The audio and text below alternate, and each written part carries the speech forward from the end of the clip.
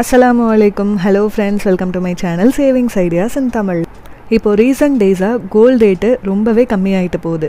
நாம் ஸ்கீம்ஸ் வழியாக சேர்த்துருக்கக்கூடிய கோல்டோட ஆவரேஜ் ரேட்டை விடவே இப்போ இருக்கக்கூடிய கோல்டோட ரேட் கம்மியாக இருக்கிறத நம்மளால் பார்க்க முடியுது.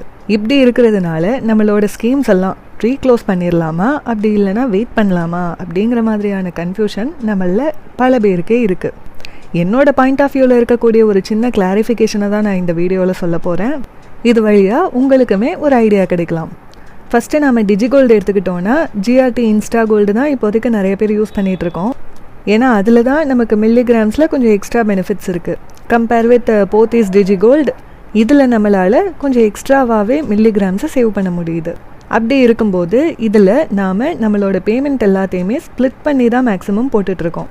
அப்படி ஸ்ப்ளிட் பண்ணி போடும்போதே நமக்கு ஒரு கிராமுக்கே அப்ராக்சிமேட்டாக 2000 ருபீஸுக்கு மேலே கம்மியாகிறத பார்க்க முடியுது. அதாவது பெனிஃபிட்டோடு சேர்த்து நான் சொல்கிறேன். எக்ஸாம்பிளுக்கு இன்றைக்கோட ரேட்டுக்கு நம்ம பார்த்தோன்னா 100 ரூபா போட்டால் 9 மில்லிகிராம்ஸ் ஆட் ஆகும். அதாவது 8 மில்லிகிராம்ஸ் ப்ளஸ் 1 மில்லிகிராம்ங்கிறது வந்து போனஸு. அப்போ 111 தடவை அந்த மாதிரி 100 ரூபா பேமெண்ட்டை நம்ம ஸ்ப்ளிட் பண்ணி பண்ணுறோன்னா 11,100 ரூபாய்க்கே ஒரு கிராமை நம்மளால் அப்ராக்சிமேட்டாக வாங்கிட முடியும். அதாவது 999 மில்லிகிராம்னு வரும். ஒரு கிராமுக்கு 1 மில்லிகிராம் தானே கம்மி. ஸோ அதை ஒரு கிராம்னே நம்ம கன்சிடர் பண்ணிக்கலாம். ஒரு கிராமை நம்ம 11,100 ரூபாய்க்கு வாங்க முடியுதுன்னா இன்றைக்கோட ரேட்லேருந்து நம்ம டிஃப்ரென்ஸ் பார்த்தோன்னா 2,130 ரூபாய் கம்மியாக தான் வாங்கியிருக்கோம் ஒரு கிராமுக்கு. ஒரு நாள்லேயே இந்த 111 டைமுமே நம்மளால் பேமெண்ட் பண்ண முடியாது. அப்படி யாரும் பண்ணவும் மாட்டோம். இப்போ இன்றைக்கி ஒரு 1000 ரூபாய் டிஜிகோல்டில் போடணும் அப்படின்னு நம்ம பிளான் பண்ணுறோன்னா அதையே 10 வாட்டி ஸ்ப்ளிட் பண்ணி போடும்போது 90 மில்லிகிராம்ஸை இன்றைக்கி நம்மளால் ஆட் பண்ணிக்க முடியும். இதே மாதிரி ஒவ்வொரு நாளும் நம்ம கொஞ்சம் கொஞ்சமாக போடும்போது கோல்டு ரேட் கூடுச்சுனாலுமே ஆவரேஜ் ரேட்டுங்கிறது நமக்கு ஓரளவுக்கு கம்மியாகவே தான் கிடச்சிட்ருக்கும். நியர்லி 2000 ருபீஸ்க்கு மேலேயே நமக்கு கம்மியாகவே தான் கிடச்சிட்ருக்கும். அப்போது ரேட் கம்மியாகும்போது நம்ம எக்ஸ்ட்ரா பேமெண்ட்ஸ் பண்ணிக்கலாம். ரேட் கூடும்போது அந்த பேமெண்ட்டை பண்ணாமல் கூட இருந்துக்கலாம். இப்படி நம்ம பண்ணினோன்னாலே ஆவரேஜ் ரேட்டை நம்மளால் கம்மியாகவே மெயின்டைன் பண்ண முடியும். அப்போது இன்ஸ்டா கோல்டில் ஆவரேஜ் ரேட் கூடுது அப்படிங்கிறது ரொம்பவே அதுக்கான பாசிபிலிட்டிஸுங்கிறது கம்மி தான். அதையும் மீறி கூட வருது ஆவரேஜ் ரேட்டு அப்படின்னு நம்ம ப்ரீக்ளோஸ் பண்ண போகிறோன்னா நமக்கான போனஸ் வெயிட்டை அவங்க தரமாட்டாங்க. அந்த அமௌண்ட்டை நம்ம சேர்த்துருக்கோம்ல அந்த அமௌண்ட்டாகவே கன்சிடர் பண்ணாங்கன்னா மேபி நமக்கு சேர்ந்துருக்கக்கூடிய கிராம்ஸுங்கிறது அதிகமாக கிடைக்கலாம். அந்த அமௌண்ட்டை கிராமாக கன்வெர்ட் பண்ணும்போது அந்த கிராமோட வேல்யூங்கிறது நம்ம சேர்த்துருக்கிறத விட அதிகமாக கிடைக்கலாம். பட் அதுக்கான பாசிபிலிட்டிஸுமே ரொம்ப கம்மி தான். அப்படி கிடைச்சதுன்னா ப்ரீக்ளோஸ் பண்ணுறது ஓகே, அப்படி இல்லைனா நமக்கு லாஸ் தான். ப்ரீக்ளோஸ் பண்ணுறதுக்கு ஆல்டர்னேட்டாக இன்னொரு ஐடியா என்ன பண்ணலான்னா, இப்படி கோல்டு ரேட் கம்மியாகும்போது இந்த மாதிரி ஸ்ப்ளிட் பண்ணி எக்ஸ்ட்ராவாக நம்ம ஆட் பண்ணிக்கிட்டே இருக்கோம்னா நம்மளோட ஆவரேஜ் ரேட்டை நம்ம கம்மி பண்ண முடியும். அதாவது பெர் கிராமுக்கான ஆவரேஜ் ரேட்டு இந்த மாதிரி நம்ம அதிகமாக கம்மியான அமௌண்ட் இருக்கும்போது பே பண்ணும்போது அதுவும் கம்மியாகும். இந்த டிஜிகோல்டை பொறுத்த வரைக்கும் நம்மளால் எத்தனை பேமெண்ட் வேணுனாலும் எப்போ வேணும்னாலும் பண்ணிக்க முடியுன்றதுனால கோல்டு ரேட் கம்மியாகும்போது இதை நம்ம ப்ராப்பராக யூஸ் பண்ணிக்கலாம். ஸோ ப்ரீக்ளோஸ் பண்ண வேணாம் அப்படிங்கிறது தான் என்னோட சஜஷன்.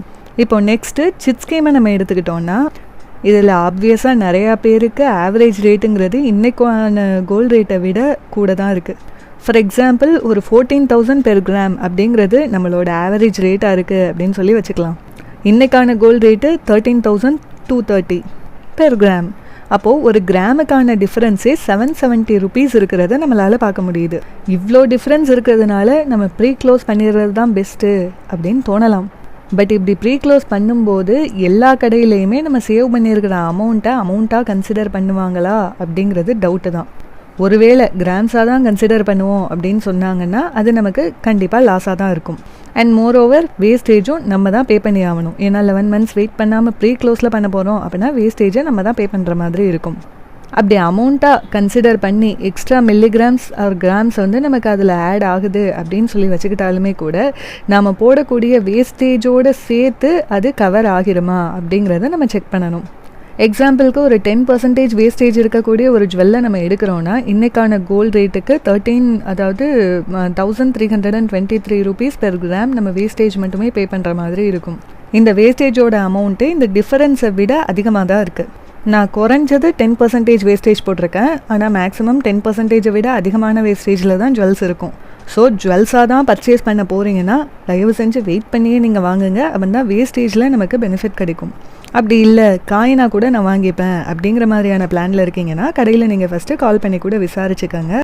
நீங்கள் வந்து அமௌண்ட்டாக கன்சிடர் பண்ணி கோல்டு பர்ச்சேஸ் பண்ணுறதுக்கு அலோவ் பண்ணுவீங்களா அப்படின்னு ஒரு தடவை நீங்கள் செக் பண்ணிக்கோங்க. அப்படி பண்ணுனா காயின்ஸுக்கு ஜஸ்ட் 2% தான் வேஸ்டேஜ் இருக்கும். ஆனால் ஜிஆர்டியில் ஆன்லைன் ஷாப்பிங் ஆப்பில் வந்து 2.5% போடுறாங்க. ஷாப்லேயும் அதே மாதிரி தான் இருக்கா இல்லையாங்கிறது எனக்கு தெரியல. உங்களில் யாருக்காவது தெரிஞ்சால் கமெண்ட் செக்ஷனில் சொல்லுங்கள்.